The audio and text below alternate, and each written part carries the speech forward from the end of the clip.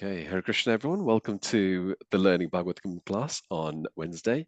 Today we've got Vidhur Prabhu, who's kindly said yes to giving us a class on Canto 7, The Science of God, Chapter 8, Lord Nṛsiṁhadeva slays the king of the demons. So thank you, Vidhur Prabhu, for coming along at such short notice.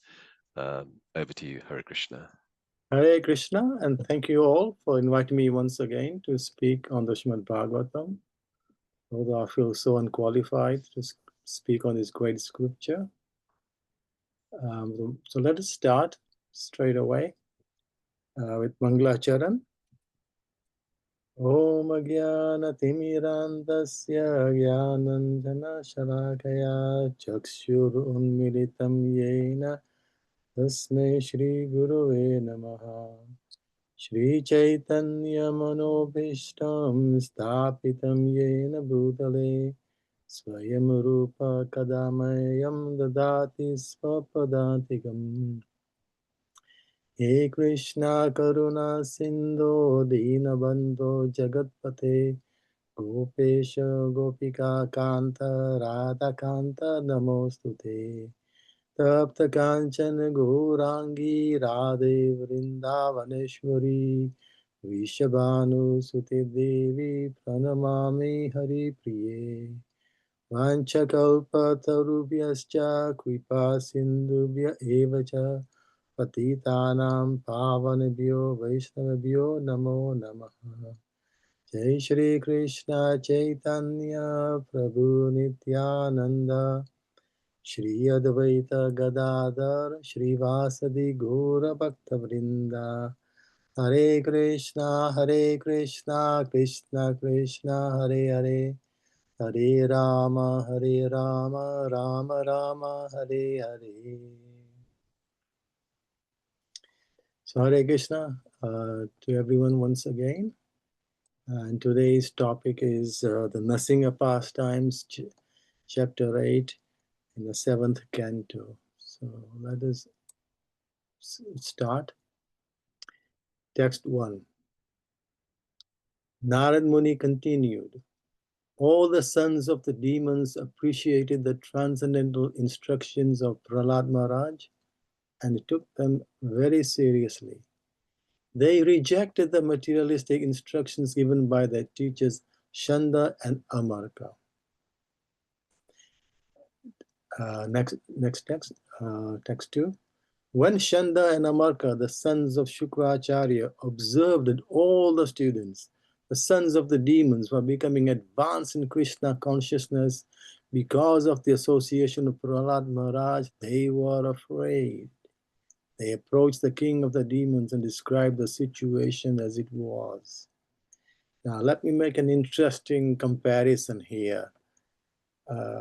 When Srila Prabhupada went to America, he was in the land of the demons, so to speak. And he was like Prahlad Maharaj alone, speaking words of wisdom.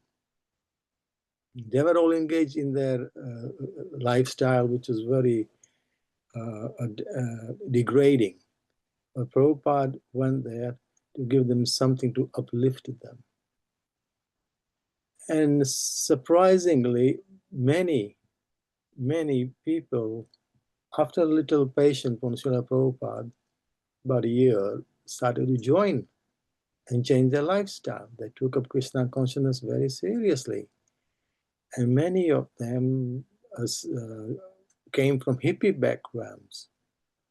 Hippies were children of, in most cases, quite well-off parents, very well-to-do parents, but they rejected the lifestyle they were being offered by people around them. And they took up what Prabhupada offered them. So Prabhupada was working the same magic. And thank goodness for that, because we are now where we are because of Srila Prabhupada. So this is what Prahlad Maharaj was doing in that school. His teachers were afraid that, he's not listening to anything we are saying, and worse than that, he's He's spreading his influence to all the other pupils there. They're very afraid. So they went to Hiranyakashipu, the king, and to explain the situation.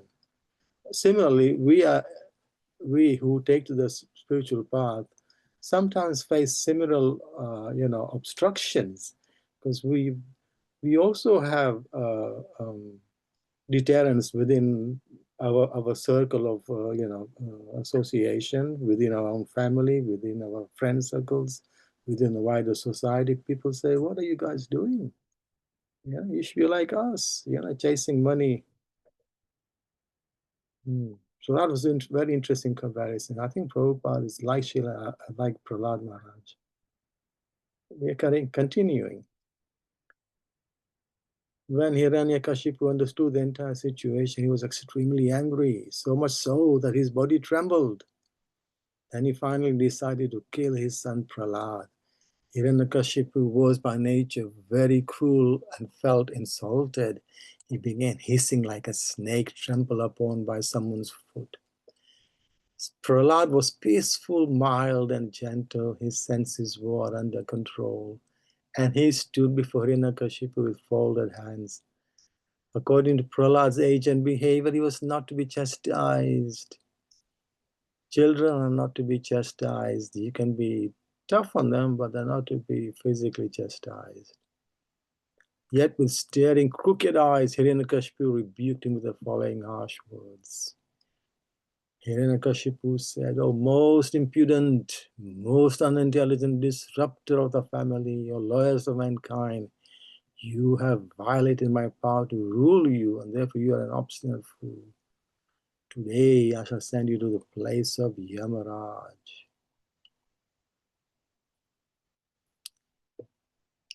And he continues in this behavior of his impatience, his intolerance. He says, "My son Prahlad, you rascal, you know that when I'm angry, all the planets of the three worlds tremble along with the chief rulers. By whose power has a rascal like you become so impudent that you appear fearless and overstep my power to rule you?" It's interesting to note that Hiranyakashipu rule was over the whole universe, not just this planet. All the three worlds, the upper, the middle, and the lower planets. He was ruler of all of them. In fact, all the chief demigods, including Indra, the king of the heavens, he was disposed from his kingdom, from his Indra-lok. Prahlad Maharaj said, "My dear king, the source of my strength of which you are asking is also the source of yours. Indeed, the original source of all kinds of strength is one. He is not only your strength or mine, but the only strength for everyone. Without him, no one can get any strength, whether moving or non-moving, superior or inferior. Everyone, including Lord Brahma, is controlled by the strength of the Supreme Personality of Godhead."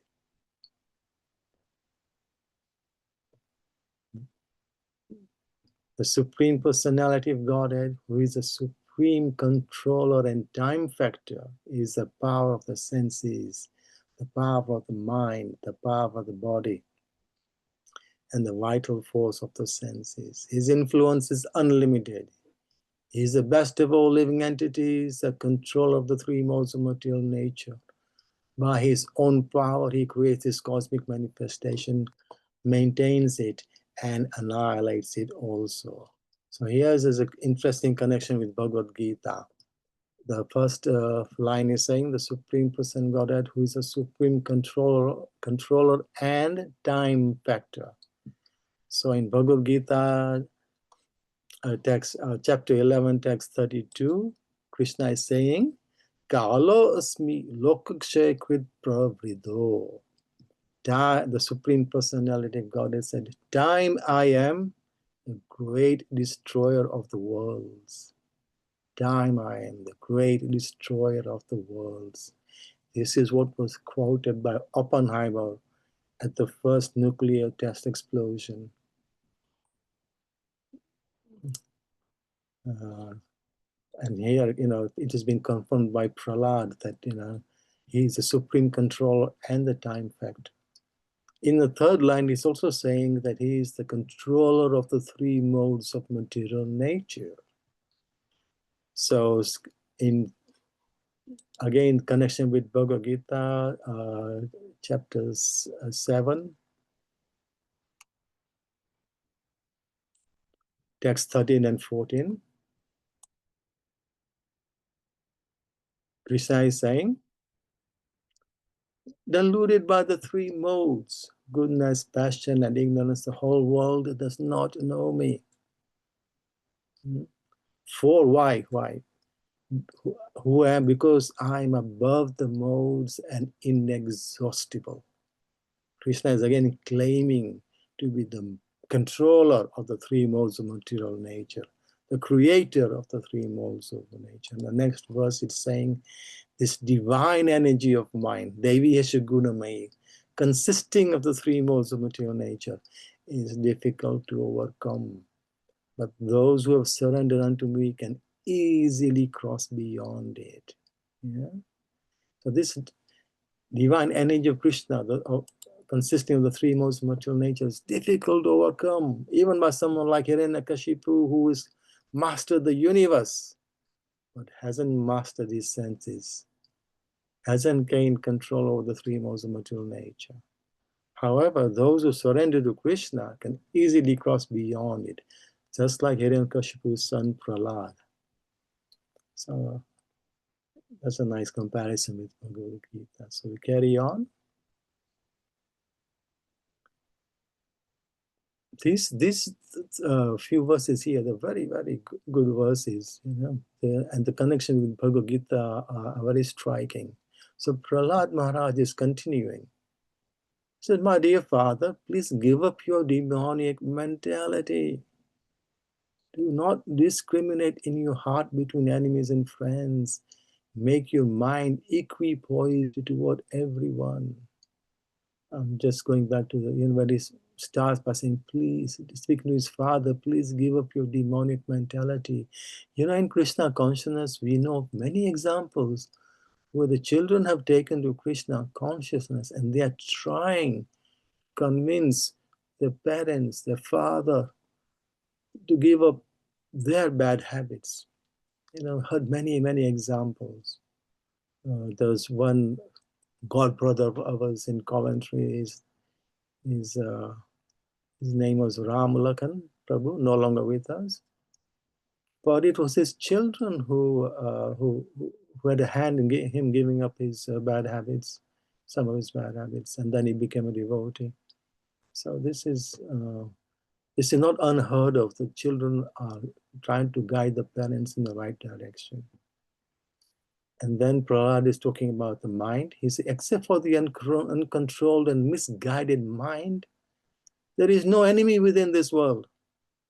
When one sees everyone on the platform of equality, one then comes to a position of worshiping the Lord perfectly. Again, the comparison in Bhagavad Gita with chapter 6, verses 5 and 7. Chapter 6, verse 5 and 7. I'm just doing the English here. One must deliver himself with the help of his mind and not degrade himself. The mind is a friend of the conditioned soul and his enemy as well. So yeah, that's what's being said here. Except for the uncontrolled, misguided mind, there is no enemy within this world. And then the next verse in Bhagavad Gita, it's saying, for him who has conquered the mind is the best of friends. But for one who has failed to do so, his mind will remain the greatest enemy.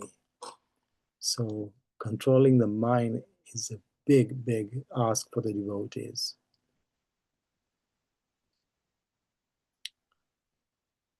And then text 10, in former times, there were many fools like you who did not conquer the 6 enemies that steal away the wealth of the body. These fools were very proud, thinking, I have conquered all enemies in all the 10 directions.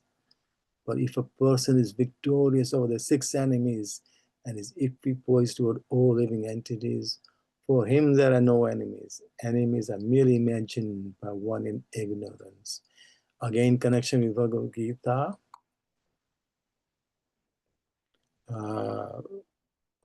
First text, chapter 16.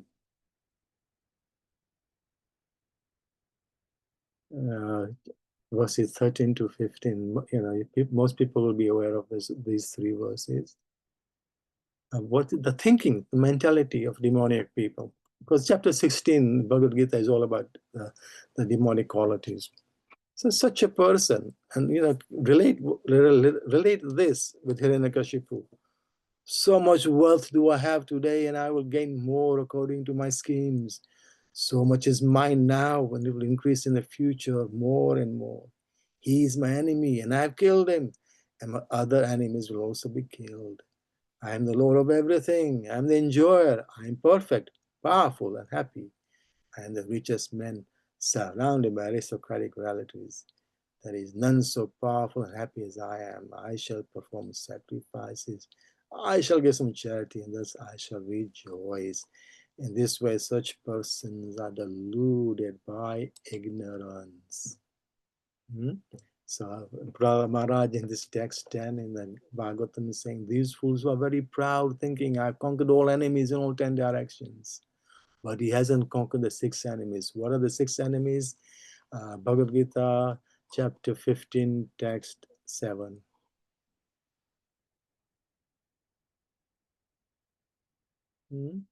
This is the famous verse, and the devotees like to quote. Mamevamsha jiva loke jiva puta sanatana mana sastan indriyani prakriti sthani karshate. Man shastan indriyani. So mind and the 6 and the 5 gross senses. The living entities in this conditioned soul and world are my eternal fragmental parts. Due to conditioned life, they are struggling very hard with the 6 senses, which include the mind. So that's what is being talked about here. If a person is victorious over the 6 enemies and is equipoised with all living entities, for him there are no enemies. That's interesting. It's difficult to grasp, but it's interesting that when your consciousness is elevated, the way you look upon the world and everyone in it changes. I can't say I'm there yet, but I remember one anecdotal pastime of Bhakti Siddhanta Maharaj. Before he took on the preaching mission, he was absorbed, just totally absorbed in his meditation on the Lord. And he seemed like a madman at times. And he would just like sometimes just dive into the Ganga and just float for hours at a time. And people would try and say, Maharaj, Swami, what are you doing? Come out. And then somebody went to him, some Gaudiya Math, and wanted to tell him, remind him that there is a mission to be started. People need to be preached to. And Bhakti Siddhanta, because he was in a different world, he just looked around and says, preach to whom? Preach to whom? Because he didn't see that people needed preaching to. He was just so absorbed totally in his Krishna consciousness. Anyway, carrying on. Hiranyakashipu replied, you rascal, you are trying to minimize my value as if you were better than me at controlling the senses. This is over-intelligence. I can therefore understand that you desire to die at my hands, for this kind of nonsensical talk was indulged in by those about to die. Some devotees can relate to this when they are trying to make progress within the family in Krishna consciousness, but they are all resisting and trying to dissuade you not to go down this path. Text 12, O most unfortunate Prahlad, you have always described a supreme being other than me, a supreme being who is above everything, who is a controller of everyone, who is all pervading. But where is he? If he's everywhere, then why is he not present before me in this pillar? So again, us as devotees, when we're preaching, we frequently encounter resistance in what we are saying, and people usually challenge us. If there is a God, why can't I see him? I only believe in God if I can see him. There is a similar statement. If he's everywhere, why is not before me in this pillar? So again, in Bhagavad Gita, again, chapter 7, text 25, Krishna explains why he doesn't reveal himself to everybody. It's a lovely verse. I like this verse so much. Naham prakasha savasya yoga maya samapritam. Naham prakasha. I do not reveal myself to everyone, savasya. I'm never manifested the foolish and unintelligent. For them, I'm covered by my internal potency, yoga maya samavrita.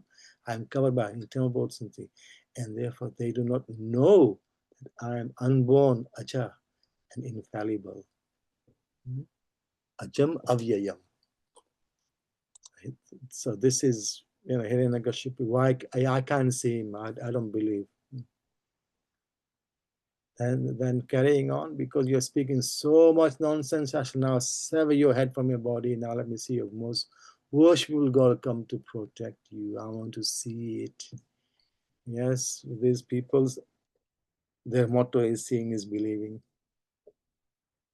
Being obsessed with anger, Hiranyakashipu was very great in bodily strength, chastised his exalted devotee son Prahlad with harsh words. This is child abuse, original case. Many yugas ago, original child abuse. He chastised him with harsh words, cursing him again and again. Hiranyakashipu took up his sword, got up from his royal throne in great anger, struck his fist against the column. Then from within the pillar came a fearful sound, which appeared to crack the covering of the universe. Oh, my dear Yudhishthir, remember, this is Narad Muni speaking to Yudhishthir. This sound reached even the abodes of the demigods like Lord Brahma. And when the demigods heard it, they thought, oh, now our planets are being destroyed. So this roar, when it came, it was extraordinary.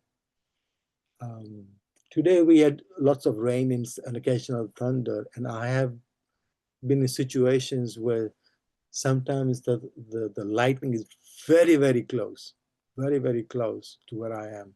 And then immediately, not seconds later, immediately the roar of the thunder is there. And because it's so close, it's frightening. And it almost like shakes you up.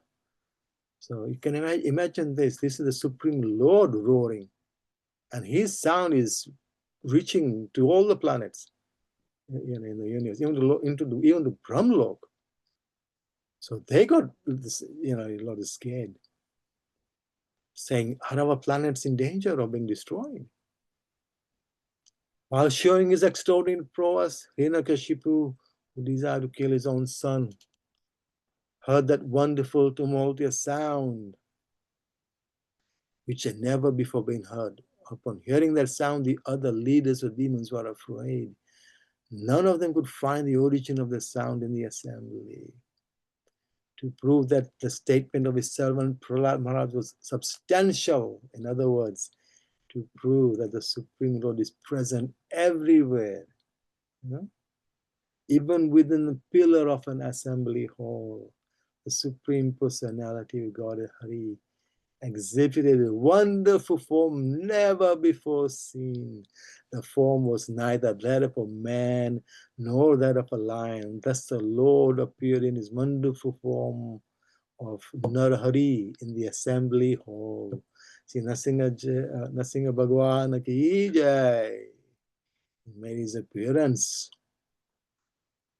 While Hiranyakashipu looked all around to find the source of the sound, that wonderful form of the Lord, which would not be ascertained to be either a man or a lion, emerged from the pillar in amazement.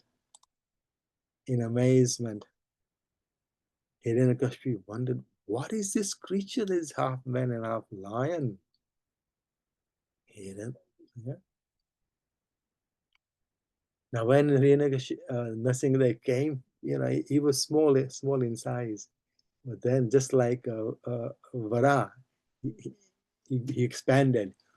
So there is this small form, half lion, half man, and Hiranyakashipu is studying the form of the Lord, trying to decide who the form of Nṛsiṁhadeva standing before him was.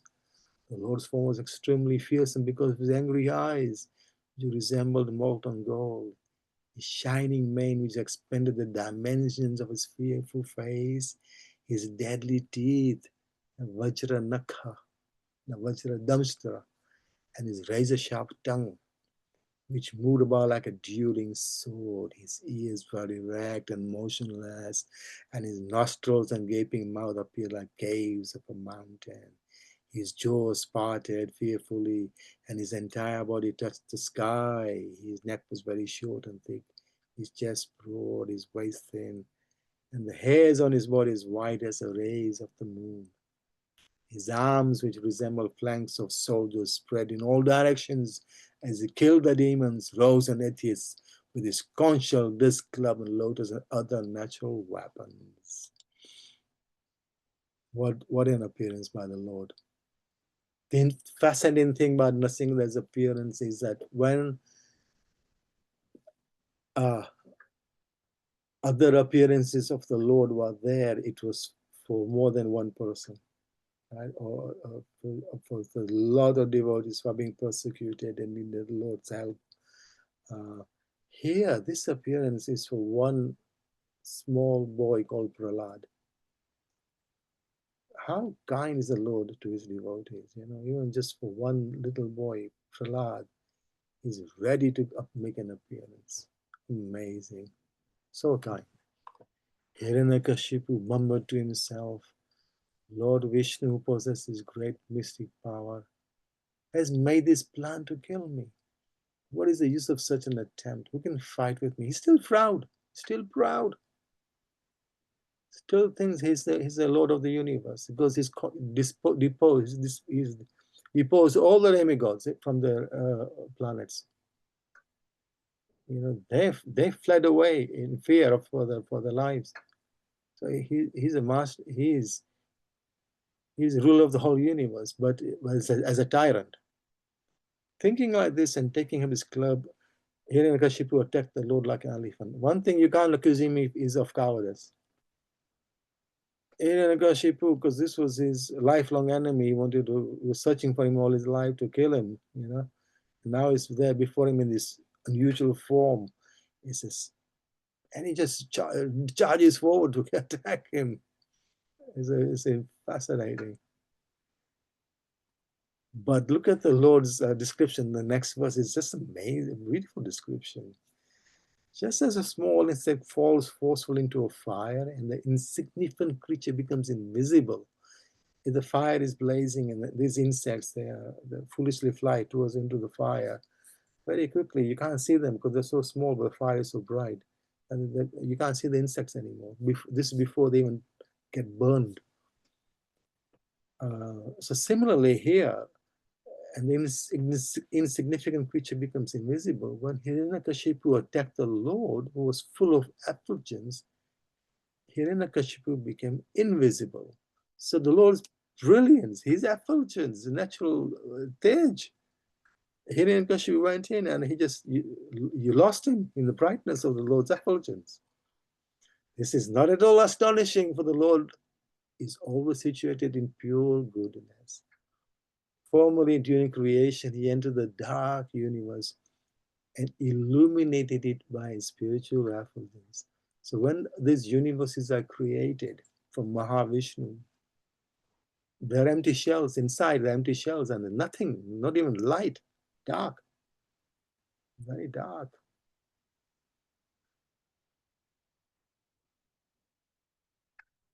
And then the Lord enters to brings light into the dark universe.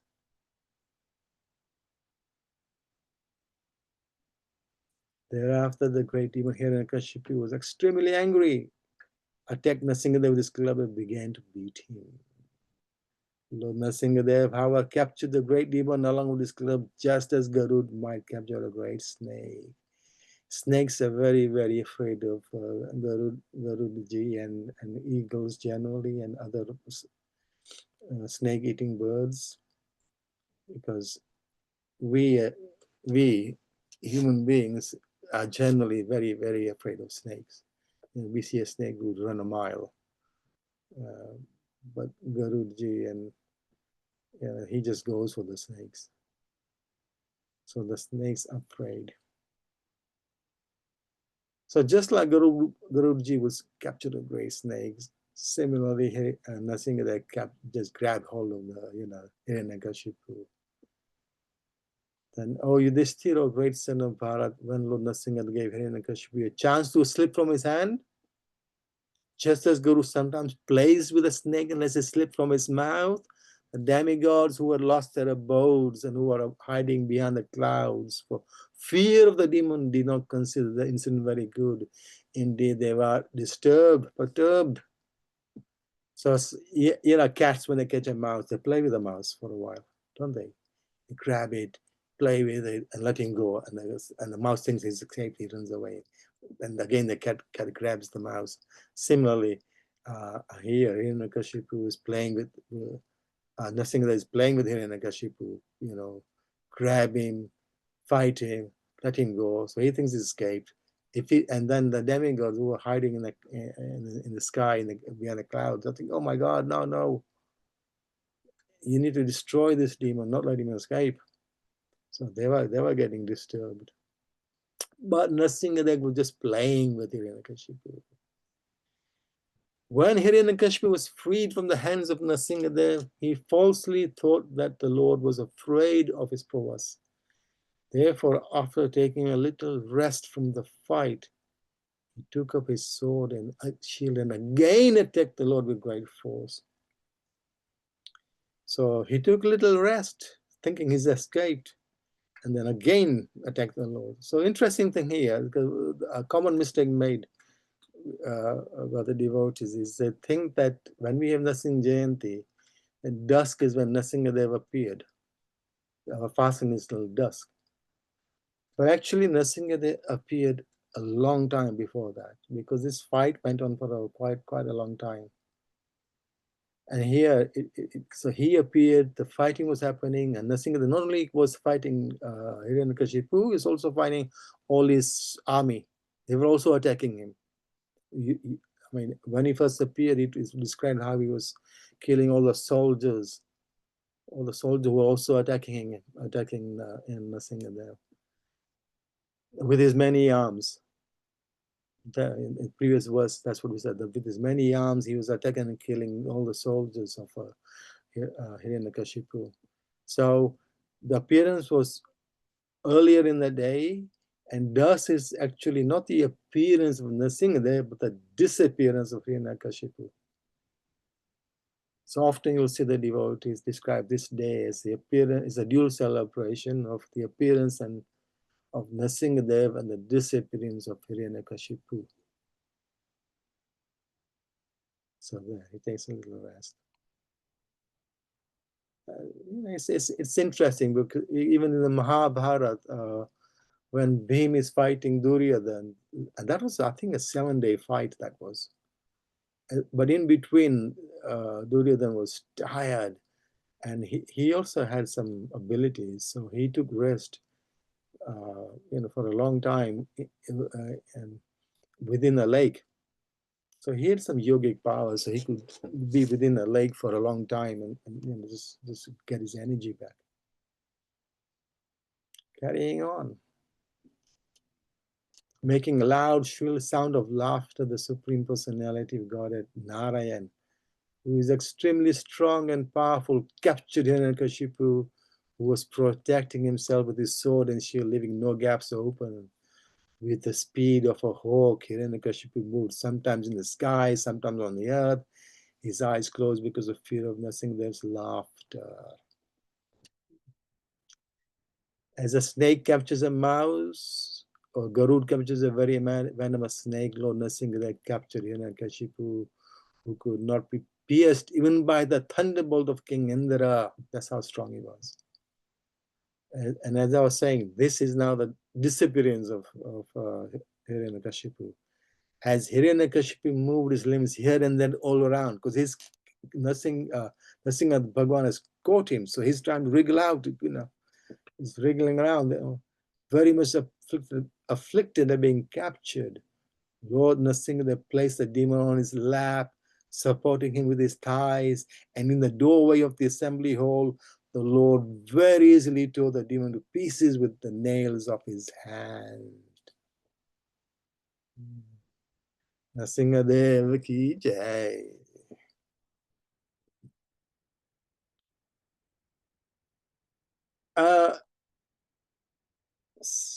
Often when there are new people in our temples and we're trying to, we might have a picture of that famous Nṛsiṁhadeva picture where he's got Hiranyakashipu, our ISKCON picture, he's got Hiranyakashipu on his lap and his tore his stomach open. It's difficult to explain this to new people, saying, how is this a spiritual pastime of the Supreme Lord? And what I came up with was this pastime is a defeat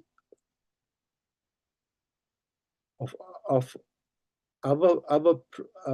is a defeat by the Lord's intelligence over our pride, over our belief of something we are great, we are very clever.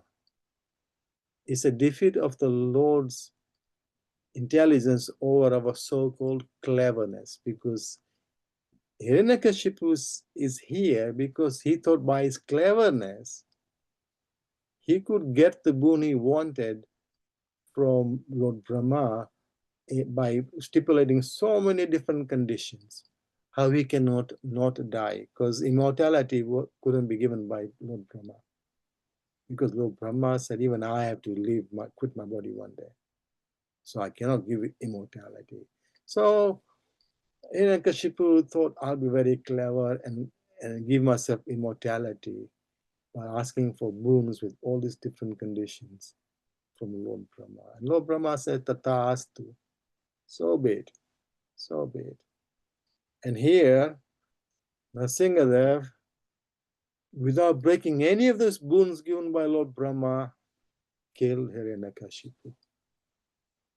This is the triumph of the Lord's intelligence over our so-called cleverness. You can, there's a great Vaishnava guru in ISKCON who's no longer with us, Gaur Govind Maharaj. One of his classes, he is very nicely saying, he says, you cannot cheat Krishna. You cannot cheat Krishna because Krishna is the greatest cheat. So here Hiranyakashipu is trying to cheat death, but Nṛsiṁhadeva found a way around his so-called boons. Without breaking any of his boons, he killed him. Lord Nṛsiṁhadeva's mouth and mane was sprinkled with blood, drops of blood, and his fierce eyes full of anger were impossible to look at. Licking the edge of his mouth with his tongue, the Supreme Person, Godhead Nṛsiṁhadeva, decorated with a garland of intestines taken from Hiranyakashipu's abdomen, resembled a lion that had just killed an elephant. The Supreme Person, Godhead, who had many, many arms, his many arms, and he's killing all the soldiers. First uprooted Hiranyakashipu's heart, and threw him aside and turned toward the demon soldiers. These soldiers had come in thousands to fight with him with raised weapons, and were very faithful followers of Hiranyakashipu. You got to give it to these soldiers. They're not even afraid. They're not afraid of Hiranyakashipu, Nṛsiṁha Bhagavan. They are attacking him also. But Nṛsiṁhadeva killed all of them merely with the ends of his nails. The hair on Nṛsiṁhadeva's head shook the clouds and scattered them here and there. His glaring eyes stole the effulgence of luminaries in the sky, and his breathing agitated the seas and oceans. Because of his roaring, all the elephants in the world began to cry in fear. Airplanes were thrown into outer space, and the upper planetary system by the hair on Nṛsiṁhadev's head. Because of the pressure of the Lord's lotus feet, the earth appeared to slip from his position. And all the hills and mountains sprang up due to his intolerable force. Because of the Lord's bodily effulgence, both the sky in all directions diminished in the natural illumination. Manifesting a full effulgence and a fearful countenance, Lord Nṛsiṁhadeva, being very angry and finding no contestant to face his power and opulence, and sat down in the assembly hall on the excellent throne of the king. So having disposed of the king, he sat on his throne. But he's still very angry because of fear and obedience. No one could come forward to serve the Lord directly. It's interesting, isn't it, that in this pastime, no one could approach the Lord now. Now that the job is done, right? The job is done. But Nṛsiṁhadeva's anger could not be subsided. And whereas devotees are normally very eager to run and touch the Lord's feet, get his blessings, even go onto the altar when you're not supposed to. We have a situation in our temple in the commentary. We just have a rope. This is to let the public know, don't go onto the altar. Sometimes we forget to put the rope, and then we have to, new members of public come, they don't know, and then they go right, they go onto the altar and want to touch the Lord's lotus feet. And we go, yeah, stop, please, you can't go there. So generally, this is what we do. And then, we are all eager to touch some sadhu's feet, get the blessings. In this case, Nṛsiṁhadeva is there, and no one wants to go towards him because he's so angry. It's fascinating, isn't it? This time, on this one occasion, not even Lakshmi Devi will go to him. So she couldn't go to Nṛsiṁhadeva. This is my Lord and Master. She wouldn't go to him. He's so angry. Talking about Nṛsiṁhadeva's anger, his eyes are very, very red. We just read, red eyes. And we have this beautiful Ugra Nṛsiṁha in Mayapur, and that Mayapur deity, there's a storehouse of pastimes he has with devotees. But the famous one was where somebody came to Mayapur, and they wanted to give something, and they bought some new eyes for the Lord Nṛsiṁhadeva. And the Pujari accepted these eyes, and the next day he took out the red eyes he normally has and put in these new gifted eyes. But Nṛsiṁhadeva wasn't happy. So there was some communication with the person who donated. I think it was a lady. She donated it. She had a dream, and I think she went back to the temple the next day or the day after. And I think similarly, the Nṛsiṁhadeva also came to the Pujari who would change the eyes, and he just gave one instruction to the Pujari: I want my eyes back. Nṛsiṁhadeva in Mayapur told the Pujari, because he wasn't happy, so I want my eyes back, the old eyes. And then the lady somehow confirmed that same message, and then the old eyes were put back. Nṛsiṁhadeva deity is very powerful deity. And our Mayapur deity there's a whole series of pastimes with different devotees. Carrying on, manifesting a full effulgence and a fearful countenance, Lord Nṛsiṁha being very angry and finding no contestant to face his power and opulence. Sorry, I've said it. Next verse. Hiranyakashipu had been exactly like a fever of meningitis in the head of the three worlds. Hiranyakashipu was a tyrant for the whole universe, all the upper, middle, and lower planetary systems. No one was, everyone was being terrorized. Thus, when the wives of the demigods and heavenly planets saw that the great demon had been killed by the personal hands of the Supreme Personality of God, and their faces blossomed in great joy, because they were all disposed from their homes. They were no longer on the planets, they were hiding. Wives of the demigods again and again showered flowers from heaven upon Lord Nṛsiṁhadeva like rain. At that time, the airplanes of the demigods who desired to see the activities of the Supreme Lord Narayan crowded the sky, so the sky was filled with the demigods. The demigods began beating drums and cattle drums, and upon hearing them, the angelic women began to dance, the Apsaras, while the chiefs of the Gandharvas sang sweetly. My dear King Yudhishthira, the demigods then approached the Lord. So now, from here, now to the end, what's happening is the different celestial beings from different planets are now each one in turn glorifying the Lord, doing some stuti of the Lord, one by one. They were headed by Lord Brahma, King Indra, and Lord Shiva, and included great saintly persons and the residents of Pitrulok, Siddhalok, Vidyadhalok, and the planet of the snakes. The Manus approached, and so did the chiefs of various other planets. The angelic dancers approached, as did the Gandharvas, the Charanas, the Yakshas, the inhabitants of Kinnarlok, the Vetalas, the inhabitants of Kimpurushloka, and the personal servants of Vishnu like Sunanda and Kumud. All of them came near the Lord, who glowed with intense light. The individual offered their obeisance and praise, their hands folded at their heads. So now the different demigods are praying.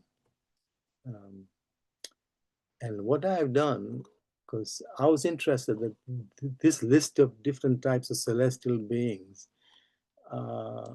thanks to the books by Gita Press, and I think it was Valmiki Ramayana especially I was reading, that it actually describes what these different personalities are. It has a description, and as I come to them, I will read, describe each of them. I made my own note here.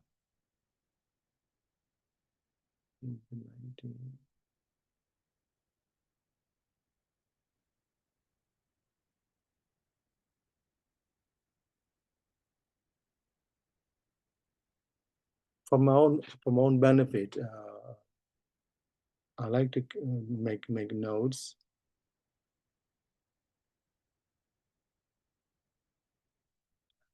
So when I came across so let me write this down. So when I come across them, let's read this praise by the different personalities. Lord Brahma first.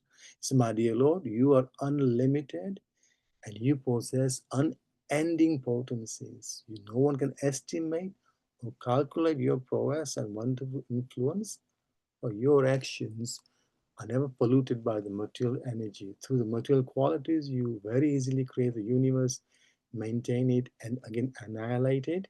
Yet you remain the same without deterioration. I therefore offer my respectful obeisances. Then Lord Shiva is praying.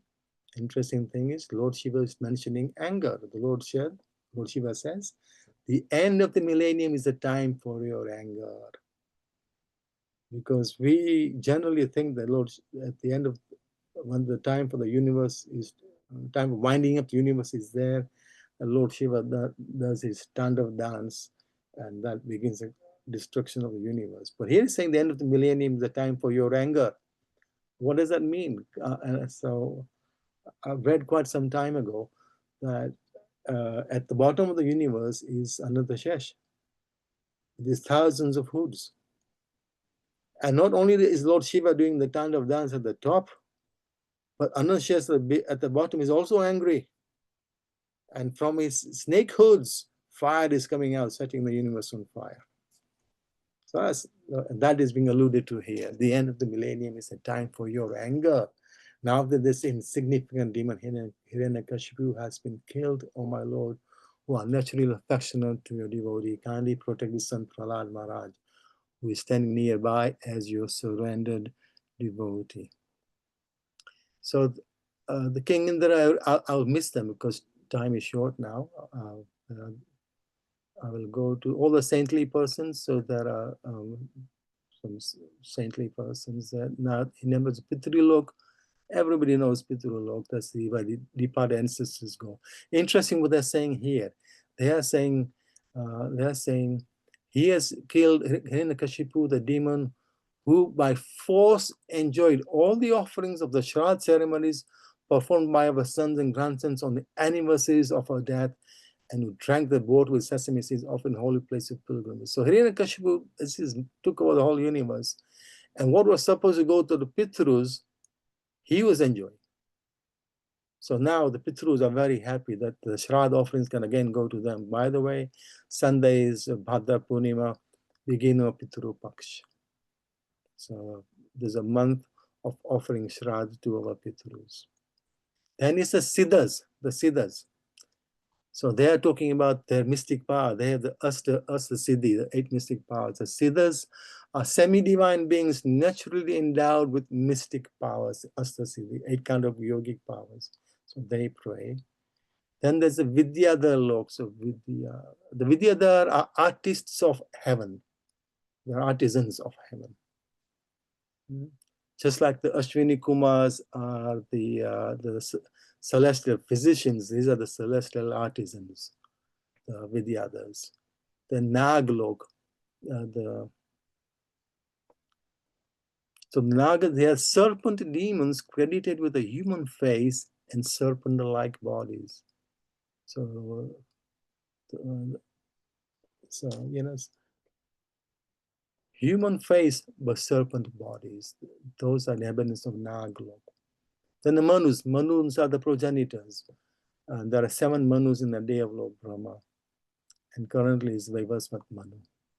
So Manu, you know who that is. Then the Prajapatis, they are the progenitors. Daksha was one progenitor. But look at the interesting there. They're saying, we were forbidden by Hiranyakashipu to create any more good progeny. The Prajapatis are there to populate and create progeny. Hiranyakashipu forbade them to do any of that. So now he's dead, they're all happy. Gandharvas, celestial musicians, great celestial musicians. Yeah, Gandharvas, they pray. Then Charanas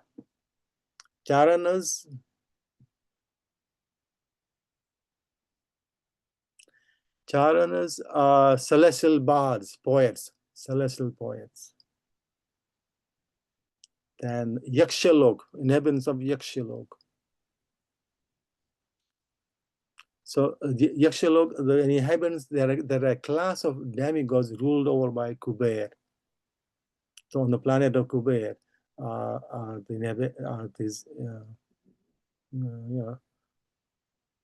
the Kuber's planet is known as Yakshalok.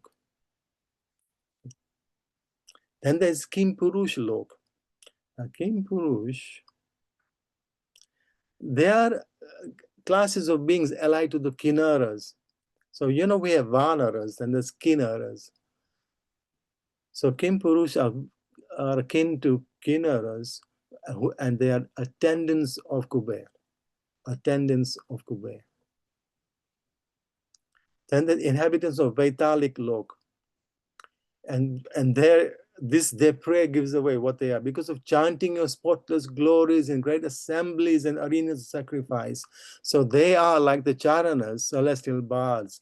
But their particular function is to awaken a chief or a prince adorned with music and song. And I remember reading in Valmiki Ramayana, that's how Lord Ram would be awakened in the morning. And the celestial musicians would come and they would start singing and playing lovely instruments to arrive, to wake up Lord Ram. So that's their function. Celestial bards and musicians, poets. Kinnaras, I've said that they are like the Kimpurushis, attendants of Kuber. And lastly, the associates of Lord Vishnu, they couldn't offer this prayer. My goodness, Lord associates of Lord Vishnu, they couldn't for offering prayers because this deity, this personality of Nṛsiṁhadeva is very powerful. Even in the spiritual world, he's high up in that hierarchy up there. He's very high up. O Lord, our supreme giver of shelter, today we have seen a wonderful form as Lord Nṛsiṁhadeva, meant for the good fortune of all the world. Meant for the good fortune of all the world. So as I said, when newcomers come and we are trying to describe this form of Nṛsiṁhadeva, especially the manner, it is humorously described that, you take them across the altar, this is Radha, Gokula, Nanda, Sita, Hanuman, and turn this way, and this is picture of somebody being disemboweled. How do you explain this? Look at this. Your wonderful form is Lord Nṛsiṁhadeva, meant for the good fortune of all the world. That's Lord Nṛsiṁhadeva. He's meant for the good fortune of all the world. Oh Lord, we can understand that Hiranyakashipu was the same Jay who engaged in your service, but was cursed by Brahmins and who thus received the body of a demon. We understand that his having now been killed is your special mercy upon him. So that's wonderful. So Prabhu, if you can go to that Canto 5, chapter 18, text 8, there is one wonderful prayer in the Bhagavatam, 5th canto. Wonderful prayer in the Bhagavatam. And I have memorized this prayer. I love it. It's a glorification, nothing there. But it also, in the beginning of this chapter, there was an alludement of, conquering the 6 enemies, conquering your mind. Because we turn to Nṛsiṁhadeva when we have external fear, when we have a need for an ailment, or someone's ill, someone is unwell, someone, we're afraid of something happening to us. But look at this verse is amazing. I love this verse. And the translation, just pay attention to translation.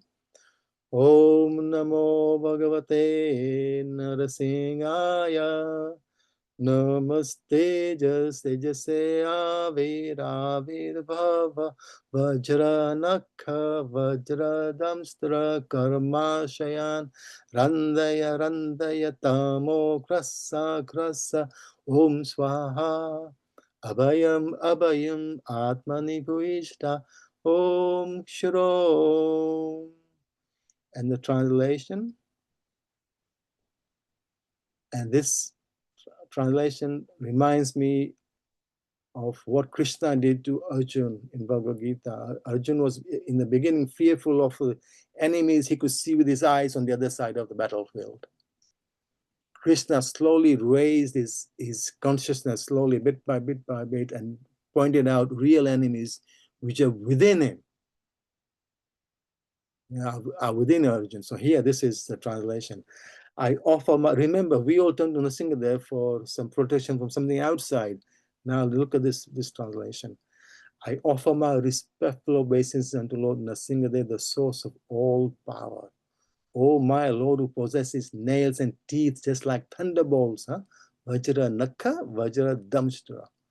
Kindly vanquish our demon-like desires for fruitive activity in this material world, real enemy. Please appear in our hearts and drive away our ignorance, so that by your mercy, we may become fearless in the struggle for existence in this material world. So now we are addressing Nṛsiṁhadeva to help us with our own enemies inside us, our ignorance.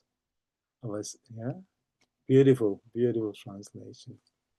So I know it's 8 o'clock, but if we can finish by maybe seeing that YouTube video. I mean, I don't know how do I share this? If I ask, say share.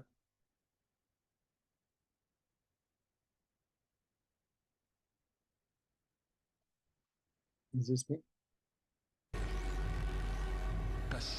Can that be seen? Are you showing it?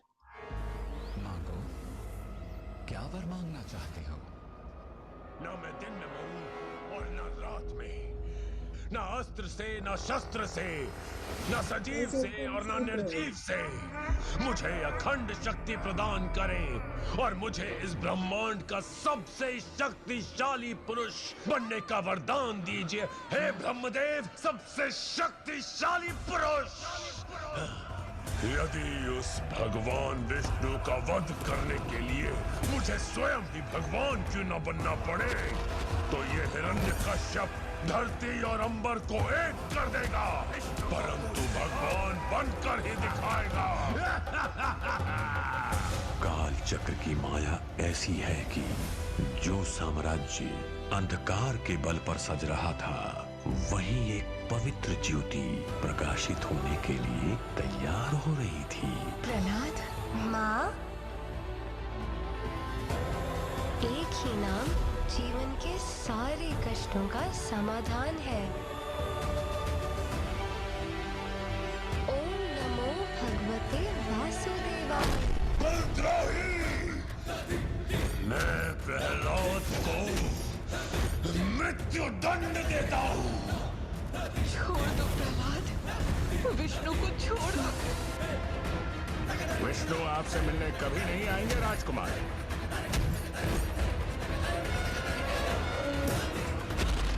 कृपया मुझे दर्शन दीजिए नाथ, मुझे दर्शन दीजिए। तू उस विष्णु का चमचा है ना, तो बुलाओ से। आज ये निर्णय हो जाए कि हम दोनों के बीच गीदड़ कौन है और सिंह कौन है। तेरा विष्णु सर्वोपरि है, क्यों? तब तो उसे इस स्तंभ में भी होना चाहिए। अवश्य है।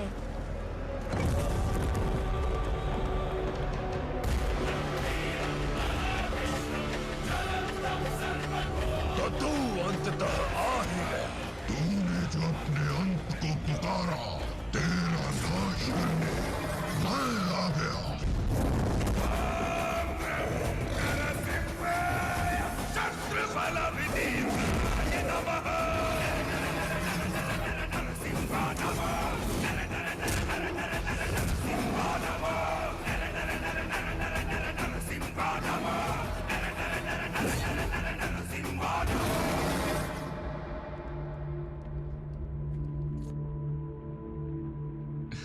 लो, तुमने बुलाया और मैं चला आया।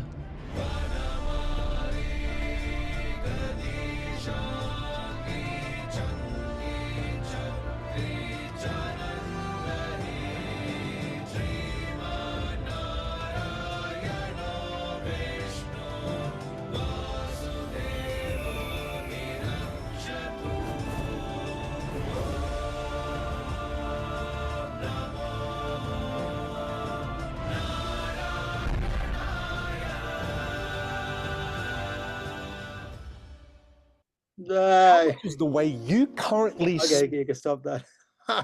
What a fantastic. I hope most of you have seen that film. If not, please do try and see it. It's amazing. I know many of us, I know we are men, but our eyes went moist in places. So Hare Krishna, thank you for allowing me to glorify to the best of my ability in Nṛsiṁhadeva, chapter 8, 7th canto. If I made any mistakes, apologies. Hare Krishna. I don't know if there's time for question and answers. Sure. I think if you're okay, if you're happy to take any questions, that'll be great. If anyone has any questions, please do raise your hands. I've got a couple, if that's okay, and I'll just wait. I will do my best. If anyone's subsequently wanting to ask questions. So the first thing is that we hear about this pastime, but we don't hear about what's happened afterwards. Obviously, the next chapter we'll talk about the prayers, but we don't exactly know what's happened or what the key messages subsequently were that Lord Nṛsiṁhadeva was giving to us. Yes. So what would those key messages be, if there were any? There are no other messages, but there are pastimes. What did he do afterwards? So in Mayapur, there is a place called Nṛsiṁhpala. It is said that Nṛsiṁhadeva went there washes the blood from his clothes. He washed. There's a lake there. Now also, but remember, this pastime happens in every kalpa, every day of Lord Brahma, something similar. But they're not like a replay, or we put a DVD in and it's the same thing. The Lord is a living personality, and then there's variation. So I had a great fortune, me and my Dharmapatni, we had a great fortune. 3 years ago, we went to Hoivalam. That's in Andhra Pradesh. And that's another area where Nṛsiṁhadev's temples are there famous. And Hoivalam particularly, there are 9 in a little area, 5 square kilometers, I think. It's very mountainous. It's mountainous. There are 9 temples there. And we went to the main temple, which is on the base. Then we went to the next level. There's another temple where a lot of worship is going on. Then we had to walk a little distance, and it's rough. And that temple was in a cave. And I went there, and then there was a personality behind. It's a small cave. There's a person behind, and I didn't know who it was. So I asked the Pujari, I can see there's Nṛsiṁhadeva there. But who's that behind? Oh, that's Prahlad Maharaj. So Prahlad Maharaj, when he was a king, not a boy, when he was king, he never forgot Nṛsiṁhadeva. He never forgot that. He came and did tapasya there. He did tapasya there, and he installed that deity. Oh, right. And then we had another bit of a walk, and it was a bit hard on me because it was very hot now, and I had left my shoes at the bottom, and not knowing that next time I'd go, I'd take your shoes with you because there's a lot of walking to be done. And I was stopping on the sharp stones and everything. So, but I said, got to make the effort. Just go to one more temple up there, and I go up there, and we got there just in time before the temple closed. So we took darshan there. So we did four temples in that one day. And that was very, so in one of the it's 9 temples, but the other temples you need to, there are lots of these jeep type buggies there, and so you can take those if you want to do it quickly. Otherwise, you can be austere and walk everywhere. May take more than a day. But in one of the other temples, you go in and there's a lake there, and I think it's called Raktakund. Again, in that place, Nṛsiṁhadeva washed his hands. So that water is reddish. Okay, thank you, Prabhu. So that's what I do know, that Andhra Pradesh, Nṛsiṁhadeva is popular in Andhra Pradesh. People love worshipping him. Okay. But as far as instructions, no, I'm not aware of any. Okay, thank you, Prabhu. Meenakshi Mataji, would you like to ask your question? Yes, Hare Krishna Prabhuji. Hare Krishna. Dhanavad Pranam. Yeah, I just want to like a very nice class. Thank you very much. I just want to ask that this was in film they are showing the one temple in Pakistan, like something about the Prahlad. That was interesting, wasn't it? At the end of the film, yes. Yeah. Yes, but it was so fast. I said they should have gone up slowly. The credits, we could have seen what it. But I noticed that also. But remember, Pakistan was part of Bharat before India. Pakistan only happened in the 1940s. That separation happened. Before that, it was part of our nation. Probably there was some lila was done like Prahlad. Yeah, yes, but it went so fast. Need to watch it again so we can. When the DVD comes out, we can freeze it. Yes. So I like you, I was really interested to know more, but credit went up so fast. Couldn't grab any information. Thank you. Okay. Geeta Gamiya Mataji, would you like to ask your question, please? Hare Krishna Prabhuji, Dandavat Pranam. The class was wonderful. You just reminded me my visit to Ahobilam in Andhra Pradesh. Lovely. And all the Nava Nṛsiṁha, It was so beautiful. I went with a guided tour, and they took us very, very nice, and it was beautiful. We went around 20 people were there, 25, Yes. and all devotees, and it was wonderful, amazing. And even Prahlada school was there. Yes, yes, We yes. have been And to the Prahlada school, and then Narasimha teaches Prahlada for 15 days or something. All the education he gives him. And even that place we had been, where Narasimha used to sit and where Prahlada sat, and it was amazing. Absolutely amazing. Everybody should go. It's so amazing. yes, and also there's a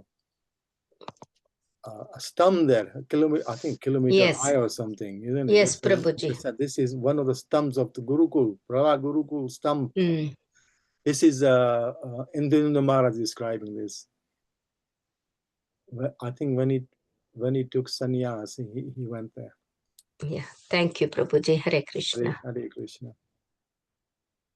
Okay, thank you. If I can just ask you one other question relating to Pitraloka.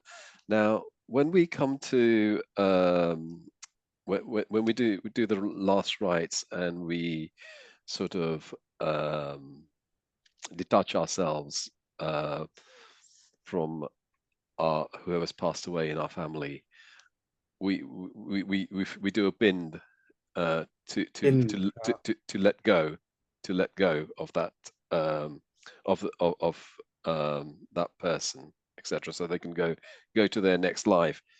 Now, when you were sort of saying about Pitraloka, what I just don't understand is that you're letting go of your relative in that sense, but that relative has taken another birth, etc.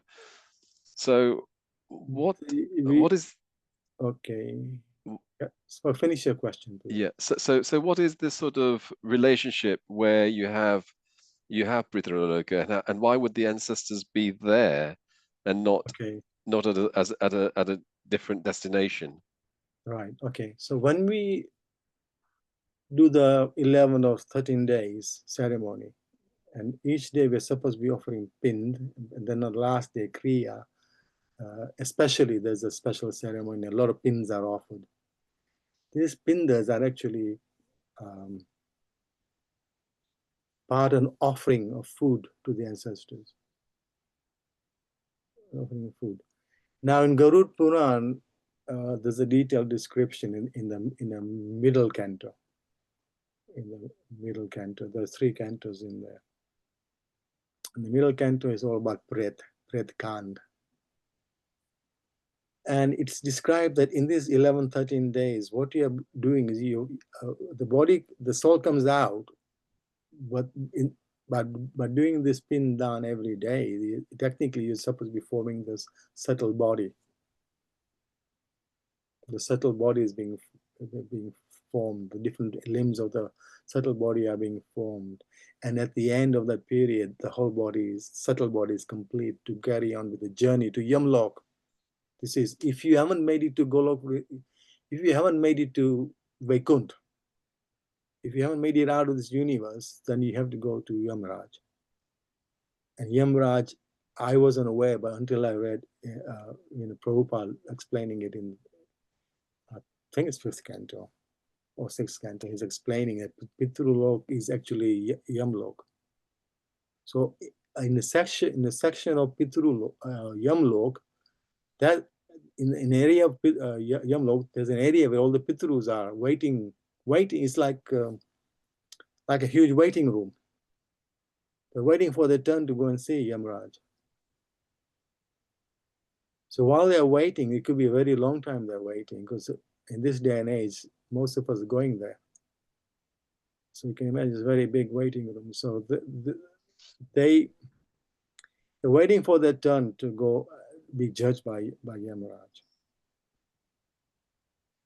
Okay. Now we as devotees are being said, well, we're devotees, we are worshiping Radha Krishna. What is the point of doing Shraddha? Because every day when we offer to Krishna, we're watering the root of the tree. So where is the need to do a separate Shraddha ceremony? And my feeling is, well, Chaitanya Mahaprabhu did it, and there was no need for him to do it. He's the Supreme Lord. And his parents, he went to Gaya. Chaitanya Mahaprabhu went to Gaya for his fathers. So he is following the tradition, okay? Just follow tradition, can't do any harm. And interestingly enough, you know, Jagannath Puri, is it in which Maharaj was it? Indradyumna and Gundicha? Is it Indradyumna and Gundicha? Yes. There is that isn't Indradyumna and Gundicha.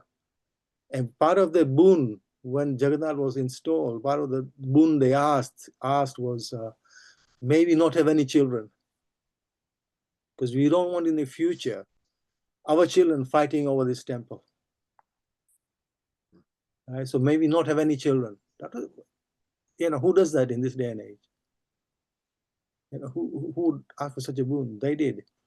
But then there's a little concern about, well, who will look after us when we pass away? Well, Jagannath Bala Subhadra, they do the Shraddha every year for their parents. They're regarded as parents. Yeah. So Maharaj Indradyumna and Gundija Maharani, their Shraddha is being done by Jagannath Bala Subhadra every year. Did you know that? So I think in ISKCON, there was initial understanding when we were not so mature and we were driven in a certain direction, but after years being in this movement, you know, some maturity comes in us and that we can be a little bit more broad-minded without compromising on our Vaishnavism. Is that okay? Yep, thank you, Prabhu. Devi Mataji, would you like to ask your question, please? Hare Krishna. Hare Krishna, thank you very much for tonight. When we talk about children and so on, I just have the question.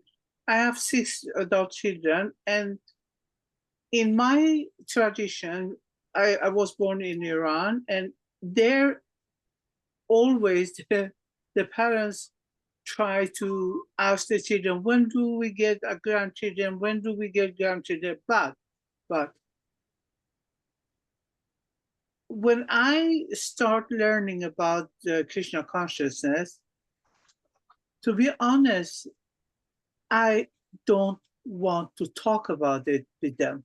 I don't want to tell them, when do you all going to give me grandchildren? I have stopped to talk about it at all. Because